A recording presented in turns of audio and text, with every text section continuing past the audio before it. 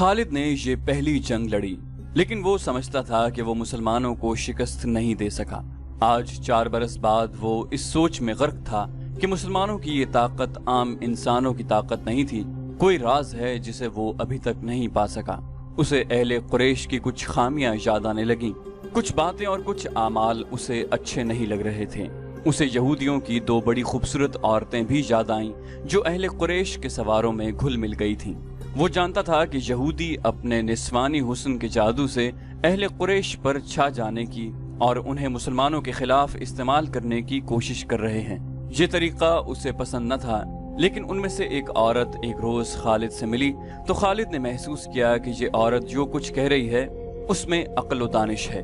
اس عورت کے حسن و جوانی کا اپنا ایک اثر تھا، لیکن طلسم جو اس کی زبان میں تھا اس کا اثر خالد نے بھی محسوس کیا۔ کچھ دیر تک یہ عورت خالد کے خیالوں پر چھائی رہی۔ اس کا گھوڑا ہنہنایا تو خالد جیسے خواب سے بیدار ہو گیا۔ وہ تیزی سے اٹھا، گھوڑے پر سوار ہوا اور پھر مدینے کے راستے پر ہو لیا۔ ولید کا بیٹا خالد شہزادہ تھا، عیش و عشرت کا بھی دلدادہ تھا، لیکن فن حرب و ضرب کا جنون ایسا تھا کہ عیش و عشرت کو اس جنون پر حاوی نہیں ہونے دیتا تھا۔ مدینہ کی طرف جاتے ہوئے اسے وہ حسین اور جمیل یہودن یاد آئی جس کا نام یوحاوا تھا۔ اس نے اس یہودن کو ذہن سے نکال دیا، لیکن یوحاوا رنگ برنگی تتلی بن کر اس کے ذہن میں اڑتی رہی۔ خالد اسے ذہن سے نکال نہ سکا۔ خالد کے ذہن میں اڑتی ہوئی اس تتلی کے رنگ پھیکے پڑنے لگے، پھر تمام رنگ مل کر سرخ ہو گئے جیسے خون سرخ ہوتا ہے۔ یہ ایک بھیانک یاد تھی۔ خالد نے اسے ذہن سے اگل دینے کی بہت کوشش کی، لیکن تتلی جو زہریلی بھیڑ بن گئی تھی اس کے ذہن سے نہ نکل سکی۔ یہ مارکا احد کے 3-4 ماہ بعد کا ایک واقعہ تھا۔ یہ ایک سازش تھی جس میں وہ شریک نہ تھا، لیکن وہ قبیلہ قریش کا ایک بڑا ہی اہم فرد تھا۔ مسلمانوں کے خلاف کسی سازش میں شریک نہ ہونے کے باوجود وہ دعویٰ نہیں کر سکتا تھا کہ وہ اس میں شریک نہ تھا۔ مارکہ احد میں زخمی ہونے والے بعض اہل قریش کے زخم ابھی ٹھیک نہیں ہوئے تھے کہ ایک روز خالد کو خبر ملی کہ مدینہ سے 6 مسلمان تبلیغ اسلام کے لیے رجیع کی طرف جا رہے ہیں کہ عفان سے تھوڑی دور ایک غیر مسلم قبیلے نے انہیں روک لیا اور ان میں سے 2 کو مکہ لایا گیا اور انہیں نیلام کیا جا رہا ہے۔ خالد دوڑتا ہوا وہاں گیا۔ وہ 2 مسلمان خبیب رضی اللہ عنہ بن عدی اور زید بن دثنہ رضی اللہ عنہ تھے۔ خالد دونوں کو جانتا پہچانتا تھا، وہ اسی کے قبیلے کے افراد ہوا کرتے تھے۔ انہوں نے اسلام قبول کر لیا تھا۔ ان میں حب رسول اللہ صلی اللہ علیہ وسلم کا یہ عالم تھا کہ رسول خدا صلی اللہ علیہ وسلم پر جان قربان کرنے کے لیے تیار رہتے تھے۔ رسول خدا انہیں بہت عزیز رکھتے تھے۔ خالد نے دیکھا کہ انہیں ایک چبوترے پر کھڑا کر دیا تھا اور ارد گرد اہل قریش کا ہجوم تھا۔ ایک غیر مسلم قبیلے کے 4 افراد ان کے پاس کھڑے تھے، دونوں کے ہاتھ رسیوں سے بندھے ہوئے تھے۔ یہ دونوں مسلمان ہیں۔ ایک آدمی چبوترے پر کھڑا اعلان کر رہا تھا، یہ دونوں احد میں تمہارے خلاف لڑے تھے، ان کے ہاتھوں تمہارے عزیز اور خون کے رشتہ دار مارے گئے تھے۔ ہے کوئی جو انتقام کی آگ بجھانا چاہتا ہے؟ انہیں خریدو، انہیں اپنے ہاتھوں قتل کرو اور خون کے بدلے خون بہاؤ۔ یہ آدمی سب سے اونچی بولی دینے والے کو ملیں گے۔ بولو 2 گھوڑے، ایک آواز آئی۔ بولو بڑھ کر بولو 2 گھوڑے اور ایک اونٹ، ایک اور آواز آئی۔ گھوڑوں اونٹوں کو چھوڑو، سونے میں بولی دو، سونا لاؤ، دشمن کے خون سے انتقام کی پیاس بجھاؤ۔ وہ لوگ جن کے قریبی رشتہ دار احد کی لڑائی میں مارے گئے تھے بڑھ چڑھ کر بولی دے رہے تھے۔ خبیب رضی اللہ عنہ اور زید رضی اللہ عنہ چپ چاپ کھڑے تھے۔ ان کے چہروں پر خوف تھا، نہ گھبراہٹ، ہلکی سی بے چینی بھی نہیں تھی۔ خالد ہجوم کو چیرتا ہوا آگے چلا گیا اور قریش کے سردار کے جنگجو بیٹے خبیب رضی اللہ عنہ نے خالد کو دیکھ کر بڑی بلند آواز سے کہا، تیرا قبیلہ ہم دونوں کا خون بہا کر اس مقدس آواز کو خاموش نہیں کر سکتا جو غار حرا سے اٹھی ہے۔ لا اپنے قبیلے کا کوئی نامور لڑاکا اور میرے ہاتھ کھلوا دے، اور پھر دیکھ کہ کون کس کے خون سے پیاس بجھاتا ہے۔ میدان جنگ میں پیٹھ دکھانے والوں، زید رضی اللہ عنہ نے گرجدار آواز میں کہا، تم نے شکست کا انتقام ہمارے بھائیوں کی لاشوں سے لیا۔ تمہاری عورتوں نے احد کے میدان میں ہماری لاشوں کے کان اور ناکیں کاٹ کر ان کے ہار اپنے گلوں میں لٹکائے ہیں۔ آج 4 बरस बाद मदीना की तरफ जाते हुए खालिद को खुबैब रज़ी अल्लाह अन्हु और ज़ैद रज़ी अल्लाह अन्हु की ललकार और ताने साफ सुनाई दे रहे थे। वो ज़ैद के ताने बर्दाश्त नहीं कर सका था। आज 4 बरस बाद उसे ये ताना याद आया तो भी उसके जिस्म ने झुरझुरी ली। उसे ओहद के मैदान का वो मंजर याद आया जब अबू सुफियान की बीवी हिंद ने हमजा रज़ी अल्लाह अन्हु की लाश का कलेजा निकालकर अपने मुंह में डाल लिया और चबाकर उगल दिया। उसी औरत ने अपने साथ की औरतों से कहा था कि वो मुसलमानों की लाशों के कान और नाकें काट लाएं। उन औरतों ने उसके आगे कानों और नाकों का ढेर लगा दिया था। हिंद ने इन कानों और नाकों का हार बनाया और अपने गले में डाल लिया था और वो पागलों की तरह मैदान में एक गीत गाती और नाचती फिरती थी। इस मंजर को उसके खाविंद अबू सुफियान ने भी पसंद नहीं किया था। खालिद ने तो नफरत से मुंह फेर लिया था। 3-4 माह बाद 2 मुसलमान जिनके हाथ रस्सियों से बंधे थे उसे ताने दे रहे थे। वो ओछे तरीके से इंतकाम लेने वाला आदमी नहीं था। वो यहाँ से खिसक आया और अहले कुरैश के हुजूम में गुम हो गया। उसे इस कबीले का एक आदमी मिल गया जो इन दोनों मुसलमानों को पकड़ लाया था। किसी भी तारीख में उस कबीले का नाम नहीं है। मौरखों ने भी हशाम के हवाले से एक जंगजू कबीला लिखा है जो कुरैश का इत्तेहादी था। खालिद ने उस जंगजू कबीले के उस आदमी से पूछा कि इन 2 मुसलमानों को किस तरह पकड़ा गया। उस आदमी ने कहा, खुदा की कसम, कहो तो हम इन मुसलमानों के रसूल को पकड़ लाएं और नीलामी के चबूतरे पर खड़ा कर दें। तुम जो काम नहीं कर सकते उसकी कसम न खाओ। खालिद ने कहा, मुझे बताओ कि इन 2 को कहां से पकड़ा गया है। उसने जवाब दिया कि ये 6 थे। हमने ओहद में मारे जाने वालों का इंतकाम लिया है, आइंदा भी ऐसे ही इंतकाम लेते रहेंगे। हमारे कबीले के कुछ आदमी मदीना में मोहम्मद सल्लल्लाहु अलैहि वसल्लम के पास गए और कहा कि वो इस्लाम कबूल करने आए हैं। उन्होंने ये भी कहा कि उनका पूरा कबीला इस्लाम कबूल करने का इरादा कर चुका है, लेकिन पूरा कबीला मदीना नहीं आ सकता। हमारे उन आदमियों ने मोहम्मद सल्लल्लाहु अलैहि वसल्लम से कहा कि उनके साथ चंद एक मुसलमानों को उनके कबीले में भेजा जाए जो पूरे कबीले को मुसलमान करे और फिर कबीले को मजहबी तालीम देने के लिए कुछ अरसा वहीं रहे। हमारे ये आदमी जब वापस आए तो उनके साथ 6 मुसलमान थे। उधर हमारे सरदार शारजा बिन मुगीस ने 100 आदमियों को रजी के मकाम पर भेज दिया। जब ये 6 मुसलमान रजी पहुंचे तो हमारे 100 आदमियों ने उन्हें घेर लिया। तुम सुनकर हैरान होगे कि ये 6 मुसलमान तलवारें निकालकर 100 आदमियों के मुकाबले पर आ गए। हमने 3 को मार डाला और 3 को पकड़ लिया, उनके हाथ रस्सियों से बांध दिए। शारजा बिन मुगीस ने हुक्म दिया था कि मदीना से कुछ मुसलमान तुम्हारे धोखे में आकर तुम्हारे साथ आ गए तो उनमें से 2-3 को मक्का ले जाना और इंतकाम लेने वालों के हाथों फरोख्त कर देना। हम 3 को इधर ला रहे थे, रास्ते में इनमें से एक ने रस्सियों में से हाथ निकाल लिए, मगर वो भागा नहीं। वो इतना फुर्तीला था कि उसने हमारे एक आदमी की न्याम से तलवार निकाल ली, क्योंकि उसे हमने निहत्ता रखा था। उसने बड़ी तेजी से हमारे 2 आदमियों को मार डाला। अकेला आदमी इतने सारे आदमियों का मुकाबला कब तक करता। वो मारा गया और हमने उसके जिस्म का कीमा कर दिया। ये 2 रह गए। हमने इनके हाथ और ज्यादा मजबूती से बांध दिए और यहाँ ले आए। खालिद ने उसे तंजिया कहा, और तुम खुश हो? मोहम्मद सल्लल्लाहु अलैहि वसल्लम क्या कहेंगे?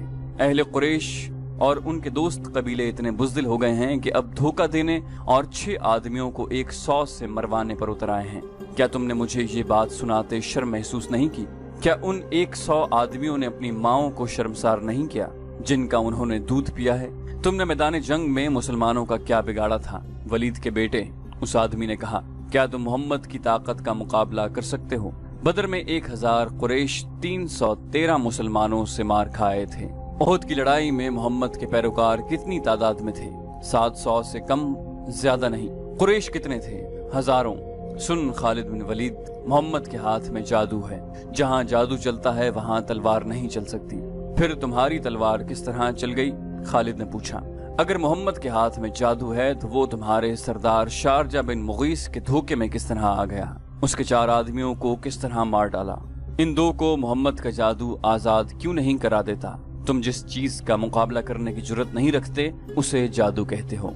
हमने जादू को जादू से काटा है। शारजा बिन मुगीस के कबीले के आदमी ने कहा, हमारे पास यहूदी जादूगर आए थे।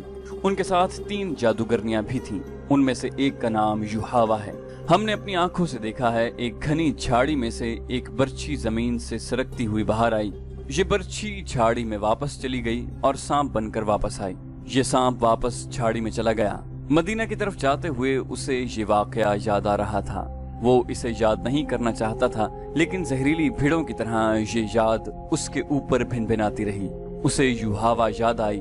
वो जादूगरनी थी या नहीं, उसके हुस्न में, जिस्म की साख्त, मुस्कुराहट और बोलने के अंदाज में जादू था। उसने शारजा बिन मुगीस के उस आदमी के मुंह से युहावा का नाम सुना तो वो चौंका। मारकाए ओहद के बाद जब अहले कुरैश की फौज मक्का वापस आई तो मक्का के यहूदी ऐसे अंदाज से अबू सुफियान, खालिद और अक्रिमा के पास आए थे जैसे ओहद में यहूदियों को शिकस्त हुई हो। यहूदियों के सरदारों ने अबू सुफियान से कहा था कि मुसलमानों को शिकस्त नहीं हुई और लड़ाई हार जीत के बगैर खत्म हो गई है, तो ये कुरैश की शिकस्त है, ये यहूदियों की नाकामी है। यहूदियों ने अहले कुरैश के साथ इस तरह हमदर्दी का इजहार किया था जैसे वो अहले कुरैश की नाकामी पर गम से मरे जा रहे हैं। इन्हीं दिनों खालिद ने पहली बार युहावा को देखा था। वो अपने घोड़े की टहलाई के लिए आबादी से बाहर निकल गया था। जब वो वापस आ रहा था तो रास्ते में उसे युहावा मिल गई। युहावा की मुस्कुराहट ने उसे रोक लिया। मैं तस्लीम नहीं कर सकती, वलीद का बेटा जंग से नाकाम लौट आया है, युहावा ने कहा और खालिद के घोड़े की गर्दन पर हाथ फेरने लगी और बोली, मुझे इस घोड़े से प्यार है जो मुसलमानों के खिलाफ लड़ने गया। खालिद यूं घोड़े से उतर आया जैसे युहावा के जादू ने उसे घोड़े से जमीन पर खड़ा कर दिया हो। इससे बड़ी नाकामी और क्या होगी कि तुम मुसलमानों को शिकस्त नहीं दे सके। युहावा ने कहा, तुम्हारी शिकस्त हमारी शिकस्त है।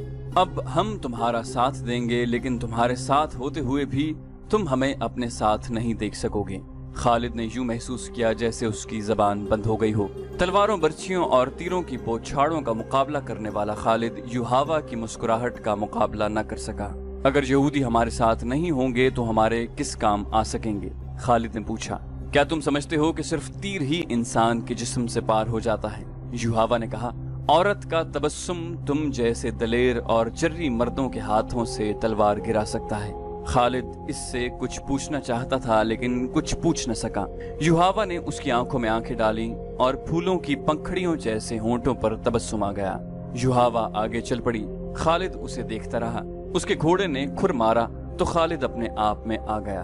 वो बड़ी तेजी से घोड़े पर सवार हुआ और चल पड़ा। कुछ दूर आकर उसने पीछे देखा। युहावा रुककर उसे देख रही थी। युहावा ने अपने हाथ जरा ऊपर करके लहरा दिए। अब जबकि दो मुसलमानों को नीलाम किया जा रहा था और खालिद को एक आदमी ने बताया था कि इन मुसलमानों को किस तरह धोखे में लाया गया है और उस आदमी ने युहावा का नाम भी लिया था, तो उसने इरादा कर लिया कि मालूम करेगा कि युहावा ने वो जादू किस तरह चलाया है। उसे अपने कबीले का एक सरकर्दा आदमी मिल गया। उससे उसे पता चला कि ये मुसलमान अहले कुरैश के हाथ किस तरह आए। 3-4 सरकर्दा यहूदी युहावा और 2-3 और यहूदियों के साथ लेकर शारजा बिन मुगीस के पास चले गए। ये कबीला था तो जंगजू, लेकिन उस पर मुसलमानों का रोब कुछ इस तरह तारी हो गया था जैसे लोग जादूगरों से डरते हैं। उस कबीले में ये मशहूर हो गया था कि रसूल अकरम सल्लल्लाहु अलैहि वसल्लम के हाथ में कोई जादू है। यहूदियों ने अपने जमीन दोज कार्रवाइयों के लिए इस कबीले को इसलिए मुंतखब किया था कि वो जंगजू कबीला था। यहूदी बड़ी दानिशमंद कौम थी। उन्होंने सोचा कि अगर मुसलमानों के जादू का वहम फैल गया तो दूसरे कबीले भी इससे मुतासिर होंगे। ये यहूदी उस कबीले के सरदार शारजा बिन मुगीस के पास गए और उसका ये वहम दूर करने के लिए कि मुसलमान जादूगर हैं उसे बहुत कुछ कहा, लेकिन शारजा बिन मुगीस ने तस्लीम न किया। रात को यहूदियों के कहने पर शारजा बिन मुगीस ने उन मेहमानों की जियाफत का इंतजाम बाहर खुले आसमान तले किया। उन यहूदियों ने अपने हाथों अपने मेजबानों को शराब पिलाई। शारजा बिन मुगीस और उसके कबीले के चंद एक सरकर्दा अफराद को जो शराब पिलाई गई उसमें यहूदियों ने कुछ मिला दिया था। फिर यहूदियों ने अपने जादू के कुछ शोबदे दिखाए। युहावा ने अपने हुस्न का जादू चलाया। उसका जरिया एक रक्स भी था जिसमें ये यहूदने नीम बरहना थी। नाचते नाचते उनके जिस्म पर जो अधूरे से लिबास थे वो भी सिरक कर जमीन पर जा पड़े। यहूदी अपने साजिंदे साथ ले गए थे। अगले रोज जब शारजा बिन मुगीस की आंख खुली तो उसे महसूस हुआ जैसे वो बड़े ही हसीन ख्वाब से जागा हो। उसके ख्यालात बदले हुए थे। कुछ देर बाद वो फिर अपने कबीले के दूसरे सरदारों के साथ यहूदियों के पास बैठा था। यहूदने भी वहाँ मौजूद थीं। युहावा को देखकर वो बेकाबू हो गया। उसने लपक कर युहावा का बाजू पकड़ा और उसे खींचकर अपने पास बिठा लिया। जरूरी नहीं कि दुश्मन को मैदान में ललकार कर उसे शिकस्त दी जाए। एक यहूदी ने कहा, हम मुसलमानों को दूसरे तरीकों से भी खत्म कर सकते हैं। उसका एक तरीका हम तुम्हें बताते हैं। खालिद को बताया गया कि इन 6 मुसलमानों को मदीने से धोखे से लाने का ये तरीका यहूदियों ने बताया था, और शारजा बिन मुगीस ने जो आदमी रसूल करीम सल्लल्लाहु अलैहि वसल्लम के पास भेजे थे उनमें से एक यहूदी भी था। खालिद मुसलमानों को अपना बदतरीन दुश्मन समझता था, लेकिन उसे ये गैर जंगी तरीके अच्छे नहीं लगते थे। खालिद अपने घर गया, अपनी एक खादिमा से कहा कि वो युहावा यहूदन को बुला लाए। युहावा इतनी जल्दी उसके पास आई जैसे वो उसके बुलावे के इंतजार में करीब ही कहीं बैठी थी। तुमने मुसलमानों को कामयाबी से धोखा दिया है, खालिद ने युहावा से कहा, और मुगीस के कबीले के लोग तुम्हें जादूगरनी कहने लगे हैं, लेकिन ये तरीका मुझे पसंद नहीं आया। मेरी बात गौर से सुनो खालिद, तुम अपने कबीले के नाम पर जंगजू हो, लेकिन तुम में अक्ल की कमी है। दुश्मन को मारना है, तलवार से मारो और उसे तीखी नजरों से हलाक कर दो। तीर और तलवार चलाए बगैर दुश्मन को कोई मुझ जैसी औरत ही मार सकती है। आज 4 बरस बाद वो जब सहरा में तन्हा जा रहा था तो युहावा की बातें उसे याद आ रही थी। इस हद तक तो वो खुश था कि यहूदी उनके साथ थे, लेकिन उसे ये भी मालूम था कि यहूदियों की दोस्ती में जहाँ मुसलमानों की दुश्मनी है वहाँ उनके अपने मफादात भी हैं। अलबत्ता उसने ये तस्लीम कर लिया था कि युहावा अगर जादूगरनी नहीं तो उसके सरापे में जादू का कोई असर जरूर है।